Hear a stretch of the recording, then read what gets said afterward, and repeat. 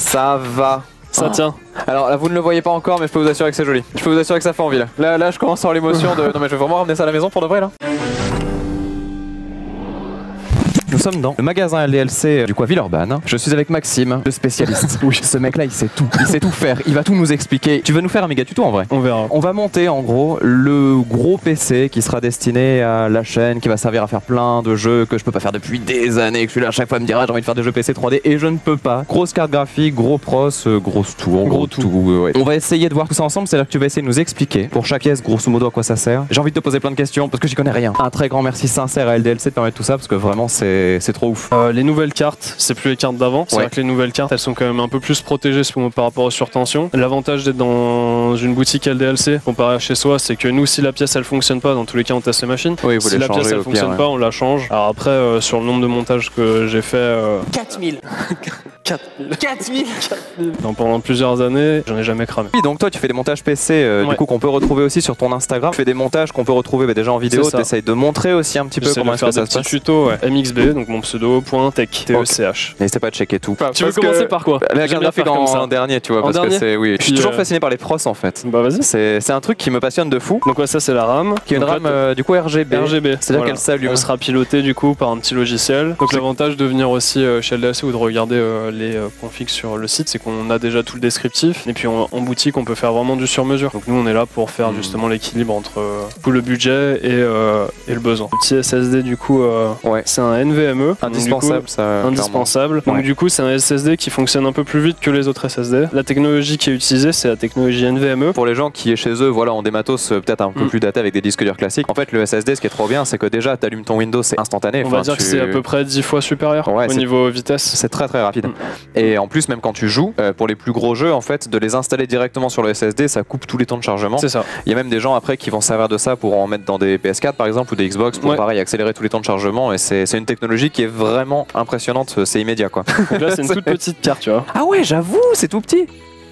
Alors du coup ça c'est la carte mère. J'ai une vraie question existentielle et je te promets que j'ai honte de la poser mais bon je pense que je suis pas le seul. Répondre, hein. En vrai, à quoi ça sert d'avoir une carte mère qui coûte des sous? Parce que tu te dis c'est à part les compatibilités de port, tu vois c'est quoi le truc? Il va y avoir déjà le design. Enfin, là elle fait du RGB donc du coup ça va coûter plus cher. Il va y avoir la gestion du processeur, c'est-à-dire que suivant le processeur que tu veux, il faut que tu prennes une carte mère qui sera plus haut de gamme pour pouvoir si jamais tu veux l'overclocker, si jamais ça va dépendre des spécificités de la carte mère. T'en as qui gèrent le RAID, t'en as qui vont pas gérer. Donc le RAID c'est ce qui permet d'associer des disques durs pour que ça fonctionne d'une manière différente. Chaque carte mère va avoir ses spécificités et après du coup plus on va mettre cher, plus on pourra faire de choses spécifiques. On l'a pas cité mais il faut savoir que sur le site en fait LDLC vous avez donc un outil de configuration qui fait que vous pouvez pas prendre un matériel qui est pas compatible avec un autre. C'est ça, tout à fait. Si vous faites de la compatibilité sur un ordi, si vous avez par exemple je sais pas moi le choix de la carte mère, derrière on vous dit voilà c'est telle carte graphique ou telle carte graphique machin et tout ça. Et ça c'est vrai que c'est bien fait parce que quand tu connais pas trop tu dis bon. C'est ça, c'est avantageux. Donc ça permet de configurer sa config sans trop se tromper voilà. Alors j'ai une vraie question encore une fois. Tu es joueur PC j'imagine que c'est. Non, je joue sur Switch. Quand tu vas avoir ce genre de carte graphique, est-ce que c'est pas un peu overkill d'en mettre une deuxième compte tenu de la qualité des jeux à l'heure actuelle? Là, à l'heure actuelle, ça sert à... Enfin, ça sert à... Si on veut, on peut. Il y a la team des gens qui veulent à 120 images secondes avec les yeux bioniques là. C'est ça. Si tu veux vraiment être sûr que ça fonctionne, tu peux en mettre deux. Après, avec une, ça fonctionne largement. En fait, normalement, la petite plaque, elle est déjà posée sur cette carte mère. Et en gros, normalement, cette petite plaque, elle est livrée à part. Là, vu qu'on est sur une grosse carte mère avec un gros bloc, il te le livre déjà fixé. D'accord. T'as pas besoin de t'embêter à le clipser dans ton boîtier.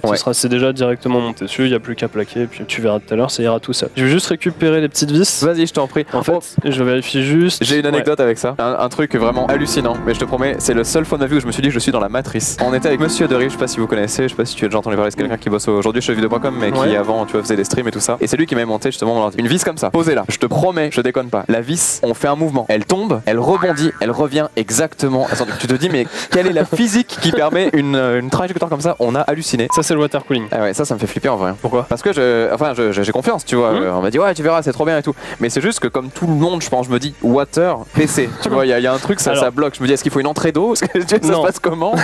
Alors en fait, ceux-là, c'est que c'est des water cooling, ils sont déjà tout montés. Donc en gros, t'as déjà le liquide dedans. Ah oui, donc t'as pas le problème de l'hermétique et tout ça. Genre, tu mets ton truc, tu mets en route. C'est ça.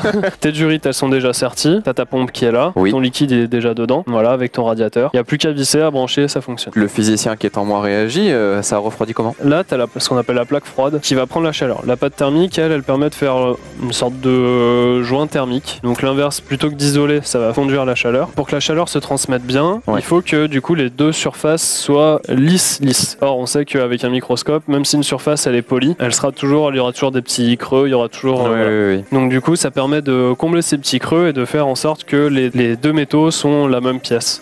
C'est un liquide de refroidissement qui est similaire à ceux qu'on utilise dans les voitures. Parce que le fonctionnement reste à peu près le même. Ce petit liquide, il va passer à ce niveau-là dans la pompe, il va prendre la chaleur du processeur, ça va réchauffer le liquide, qui va retourner dans le radiateur. Le radiateur sera dans le boîtier avec des ventilateurs soit qui poussent à travers, soit qui aspirent l'air à travers. Donc du coup, toutes les petites alvéoles vont permettre du coup de diffuser la chaleur, qui sera soufflée après. Donc le liquide va refroidir, va repartir et va revenir. Tac. Donc là, on est sur une alimentation, ce qu'on appelle modulaire. Alors attends, laisse-moi réfléchir. Je vais me débrouiller. Alors selon moi, c'est une alimentation qui a une puissance de fonctionnement routinière de base et qui en fait va estimer via capteur ton besoin et qui peut adapter pour que tu dépenses moins de thunes en électricité. Déjà, ce qu'il faut savoir, c'est que ton alimentation, elle va développer ce que tu as besoin. C'est-à-dire que c'est pas à partir du moment où tu la branches qu'elle va faire 650 watts. C'est suivant ce que ton ordinateur va avoir besoin, elle va tourner plus ou moins fort. Mais modulaire, ça veut dire qu'en gros, ton alimentation, elle a rien de connecté. Ça, c'est ton bloc d'alimentation, il est comme ça. Et du coup, toi, si tu veux le brancher sur ta carte mère, il va falloir que tu tires tes câbles toi-même. L'avantage, c'est que si tu es sur une config comme toi, t'as pas à avoir une grosse gaine de câbles à devoir cacher pour faire quelque chose de joli. Donc tu tires vraiment que ce que tu as besoin. Avant, t'avais masse truc que tu mettais derrière entre le truc et la tour. Maintenant, il y en a toujours. Hein. C'est juste que du coup, ça vaut un peu plus cher d'avoir une modulaire, mais c'est plus pratique parce que déjà, ça fait moins de câbles et aussi du coup, on mange vraiment ce qu'on veut et au moins ça fait plus joli derrière. Ce qui est d'ailleurs la différence entre monter son PC soi-même et le faire monter par des gens qui maîtrisent le truc. Je crois que de ma vie, j'ai jamais eu un truc comme ça. Ah ouais, donc non, effectivement, beau bébé quoi. Oh, putain, elle est assez lourde. Un gros truc. Hein. Donc voilà. Hop. Il y a toujours le plaisir de la vitre, je trouve, de voir ce que tu as à l'intérieur. Ouais, faut que ça sert à quelque chose d'avoir de la lumière. Oui, c'est vrai que si tu mets la lumière de partout et après tu mets le boîtier noir, tu vois. Après, au niveau des emplacements, comme on peut voir là, c'est écrit pareil sur la carte mère, il y a deux emplacements qui sont désignés en prioritaire. C'est celui-là. Les ports, ils fonctionnent 2 par 2, toujours en décalé. Clac. Et là du coup c'est vissé, ça tient, ça fonctionne. Tac. Donc du coup t'as juste à le positionner. Il faut bien faire attention à ce que ces petites vis là, elles touchent pas le métal. Donc t'en as certains là, tu vois, c'est tout pensé pour éviter que ça touche. T'en as certains où il y a un sens dans lequel il faut le mettre. Donc faut bien faire attention. De toute façon, tant que tu allumes pas, tu peux tout revérifier 1000 fois parce que tant qu'il n'y a pas de courant, c'est pas grave quoi.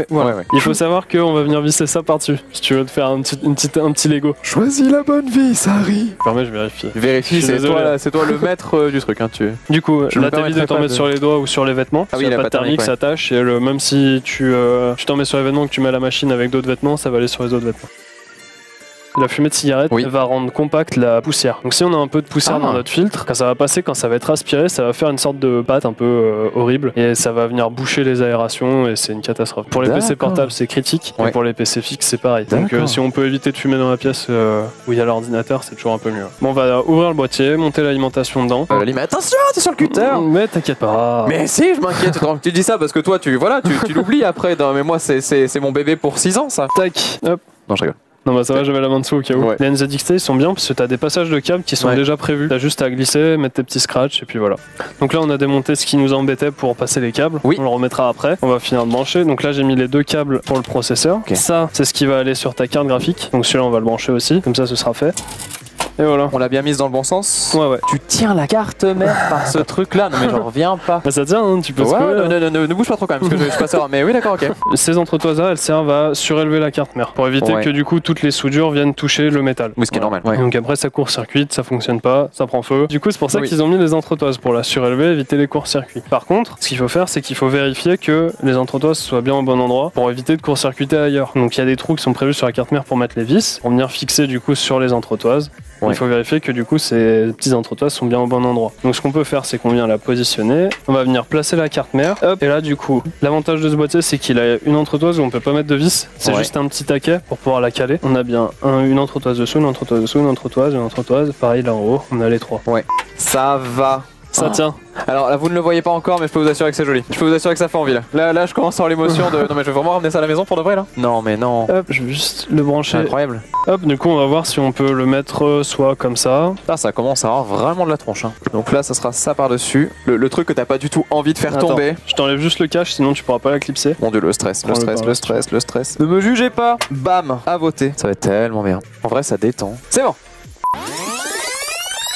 Là, il y a vraiment tout. C'est-à-dire qu'il n'y a pas un câble en plus. Non. Ah, c'est incroyable. Tu as des petits trucs, tu vois, genre en bas, un petit peu comme. Ah oui, non, ça, mais tu les as mis. Ah là là, mais regardez ça, mais ça rend trop bien. De là, c'est splendide. Mais oui, c'est ce que t'as mis au début en fait. Ouais, c'est ce que j'ai mis au début. Ah ouais, non, c'est stylé de ouf. C'est tellement propre ce que t'as fait là. On a fini? On a fini. Incroyable. Merci beaucoup. Merci beaucoup. C'est trop bien. C'est trop bien.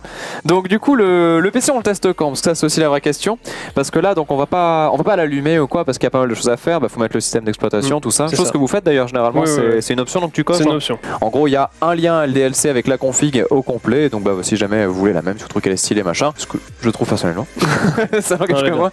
Et bien, voilà, comme ça, vous pourrez. Le boîtier fait beaucoup. Ouais, non, mais tout. Il est pratique, il est sympa. Et la perf, ça sera magique. Donc, vous pourrez comme ça, voilà, retrouver très facilement les matos qui ont été utilisés. Merci à toute l'équipe, merci à la boutique de nous avoir accueillis également. Merci juste pour le fait que tout ça puisse se faire en fait, parce que c'est juste trop bien, tu vois, là au niveau des lives, moi je sais que ça va changer énormément de choses. Et clairement, enfin voilà, je suis ravi de bosser avec vous et tout ça, et c'est vraiment très cool.